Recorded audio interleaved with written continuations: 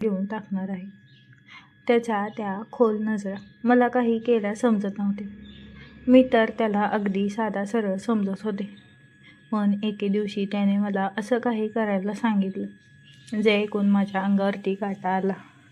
आणि मग असं काही घडलं की हॅलो मित्रांनो, माझं नाव अनु आहे आणि मी सध्या BTCचं शिक्षण घेत आहे. मी प्राथमिक शाळेत शिक्षक होण्यासाठी परीक्षा दिली आहे. आमच्या घरात एकूण 4 जण राहतो. मी, माझा भाऊ आणि माझे आई वडील. माझं वय 24 वर्ष आहे आणि मी स्वतःला पूर्णपणे तंदुरुस्त ठेवते. रोज सकाळी व्यायाम करते जेणेकरून मी फिट राहू शकेन. माझ्या भावाचं वय 21 वर्ष आहे. आम्ही दोघं अगदी मित्रासारखे राहतो आणि प्रत्येक गोष्टीची मोकळी चर्चा करतो. एके दिवशी मी भावाशी काही गुपित गप्पा मारत होते. मी त्याला विचारलं, सचिन, तुला कोणत्या मुलीमध्ये रस आहे का? सचिन हसून म्हणाला, नाही दीदी, अजून तरी अशी कोणी भेटलेली नाही. पण जर तुझ्यासारखी कोणीतरी मिळाली तर कदाचित प्रयत्न करेन. हे ऐकून मी एकदम थक्क झाले. त्याच्या बोलण्याने मी अक्षरशः अवाक झाले आणि माझ्या मनात त्याच्याच विचारांचं काहूर माजलं. असंच विचार करता करता मला झोप लागली. जेव्हा मी उठले तेव्हा पाहिलं की घरात कोणीच नव्हतं. कदाचित आई आणि सचिन अजून परत आले नव्हते. मी लगेच आंघोळीसाठी बाथरूममध्ये गेले. तेव्हाच आई आणि सचिन बाजारातून परत आले. मी त्यांच्या जवळ गेले आणि गप्पा मारू लागले. थोड्या वेळाने सचिन त्याच्या शाळेसाठी निघून गेला आणि मीही माझ्या कॉलेजसाठी बाहेर पडले. पण कॉलेजमध्येही माझ्या मनात फक्त सचिनचं बोलणं चालू होतं. कारण आजपर्यंत कुणीही मला असं काही सांगितलं नव्हतं. तेवढ्यात माझी मैत्रीण नेहा माझ्याजवळ आली आणि म्हणाली, अगं, काय विचार करतेस एवढा? मी तिला म्हणाले, काही नाही, बस असंच. मग मीच तिला विचारलं, नेहा, काही असा उपाय सांग ना ज्यामुळे चांगले पैसे कमवता येतील. कॉलेज संपायला आले आणि आपल्याला आता नोकरी शोधायला लागेल, मी म्हणाली. नेहा थोडी वैतागून म्हणाली, अरे यार, आपल्या मुलींसाठी पैसे कमवणं काही मोठी गोष्ट नाही. मग आम्ही दोघीही आपापल्या घराच्या दिशेने निघालो. कारण वर्ग संपले होते. मी घरी जात असताना वाटेत मला माझा भाऊ सचिन दिसला. तो एका मुलीसोबत फिरत होता आणि दोघेही एका हॉटेलच्या दिशेने जात होते. हे पाहून मला खूप राग आला.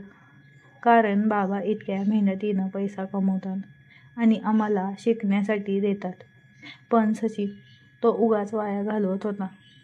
मी रागाच्या भरात घरात परत आले आणि सचिन कधी येतोय याची वाट पाहू लागली. मला आईबाबांना हे सगळं सांगायचं होतं, पण मी काही सांगितलं नाही. कदाचित त्यांना हे ऐकून वाईट वाटलं असतं. मग संध्याकाळी जेव्हा सचिन घरी आला तेव्हा मी त्याच्या खोलीत गेले. तो TV पाहत होता.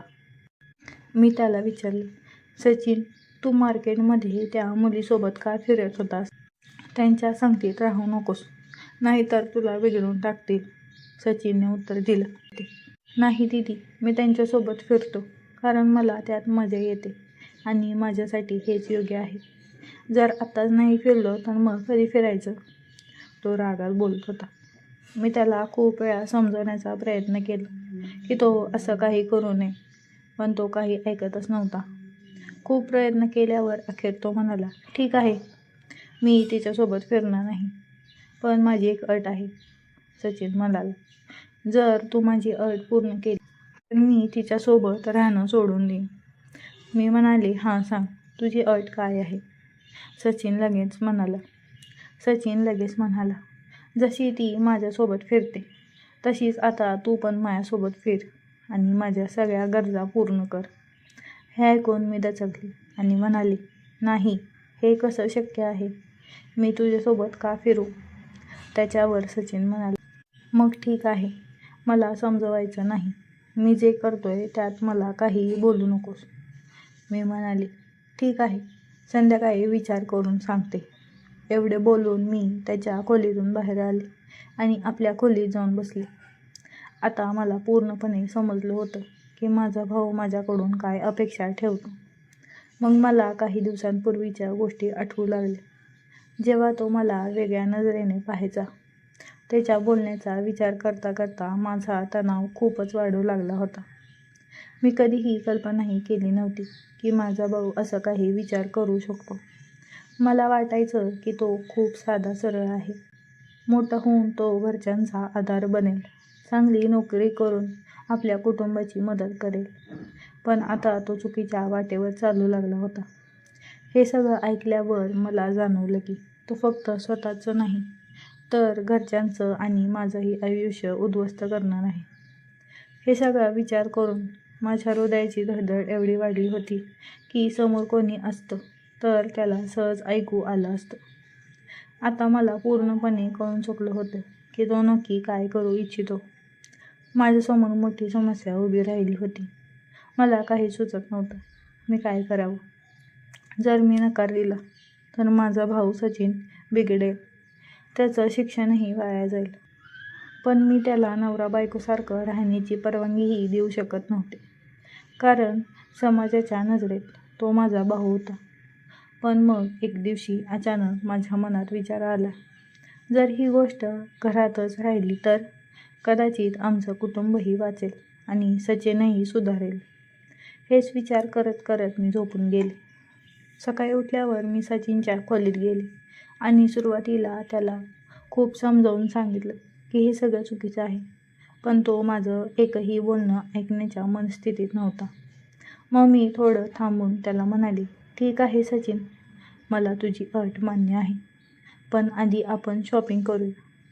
मी त्याला हेही सांगितलं की ही गोष्ट घराच्या बाहेर कोणालाही कळता कामा नये आणि तो आता कोणासोबतही इकडे तिकडे फिरणार नाही. मला ठीक आहे, आजपासून तू जे सांगशील तसंच करीन, असं सचिन म्हणाला.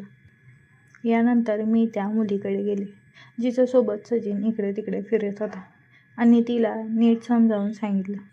मग मी घरी परतले आणि आईकडे जाऊन नाश्ता बनवायला लागले, कारण आज रविवार होता आणि कुठेही जायचं नव्हतं. बाबा आणि सचिनने नाश्ता केला होता आणि मग मी आणि सचिन शॉपिंगला निघालो. आईसाठी एक साडी पण घेतली. शॉपिंग झाल्यानंतर आम्ही एका हॉटेलला गेलो, तिथं जेवलो आणि मग घरी परतलो. संध्याकाळी सचिन मला म्हणाला, ताई, आता तुझी अट पूर्ण कर. मग मी माझ्या अटीप्रमाणे कामाला लागले आणि त्याच दिवसापासून मी सचिनसोबत नवरा बायकोसारखे राहायला लागले. मी त्याची पूर्ण काळजी घेऊ लागले आणि तो माझी जसं नवरा बायकोची काळजी घेतो तसंच तो माझीसुद्धा घ्यायला लागला. त्यानंतर आमच्या आयुष्यात जे व्हायचं होतं ते झालं. माझा भाऊ सचिन आता पूर्णपणे बदलला होता. तो आता कोणासोबतही उगाचच फिरत नव्हता, फक्त अभ्यास करतो आणि घरीच येऊन माझ्यासोबत नवरा बायकोसारखं राहतो. आम्ही दोघेही आता आनंदाने राहतो. तुम्ही लोक मला चुकीचं समजू नका. मला मजबुरीमुळेच माझ्या भावाला या पद्धतीनं समजावावं लागलं. जर त्या दिवशी मी त्याच्या बोलण्याला नकार दिला असता तर तो कुठे ना कुठेतरी वाईट मार्गाला लागला असता, कोण जाणे. आणि त्यामुळे आमच्या कुटुंबाचंही आयुष्य उद्ध्वस्त झालं असतं. यात माझा काही दोष नव्हता, कारण जर मी त्याची काळजी घेतली नाही तर मग कोण घेणार. साधारण 4 महिन्यांनी मला नोकरीत जॉईन करण्याचं लेटर मिळालं आणि तिथं मी कामाला जायला लागले. आमचं कुटुंब आता व्यवस्थित चालू लागलं होतं आणि घरातले सगळे खूप आनंदी होते. माझा भाऊ सचिनही आपल्या आयुष्यात काहीतरी चांगलं करण्याच्या वाटेवर निघाला होता. अशा प्रकारे मी आणि माझ्या भावांनी एकमेकांसोबत पती-पत्नीसारखं राहून आमच्या घराला सावरलं. पुढे काय झालं ते तुम्हाला समजलं असेल आणि हे सगळं तर तुम्हाला माहीतच आहे. तर माझ्या प्रिय मित्रांनो, ही होती आपली आजची छोटीशी कथा. जर तुम्हाला ही कथा आवडली असेल तर कृपया लाईक करा आणि तुमच्या मित्रमैत्रिणींसोबत शेअर करा आणि कमेंट करून नक्की सांगा की ही गोष्ट तुम्हाला कशी वाटली. धन्यवाद.